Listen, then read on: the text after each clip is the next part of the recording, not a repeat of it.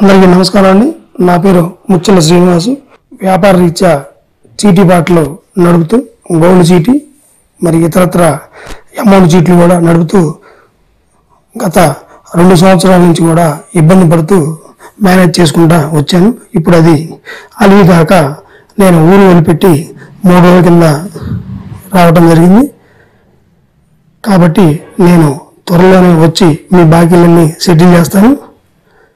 దయచేసి మీరు అన్యదా భావించకుండా మీరు దొరికితే కొడతారు చంపుతారనే ఉద్దేశంతోనే నేను కనపడకుండా వెళ్ళిపెట్టి వెళ్ళాను. నేను ఇచ్చేవాడిని కాకపోతే మా ఆడవాళ్ళని నా ఇంట్లో ఉన్న బంగారాన్ని అవన్నీ కూడా తీసుకెళ్లేవాడిని. నా ఒంటి మీద కూడా బంగారం మొత్తం కూడా అక్కడ పెట్టి నేను నడిచి వెళ్ళాను. మీరు సీసీ కెమెరా చెక్ చేసుకున్నా మీకు అంతే కనపడద్ది.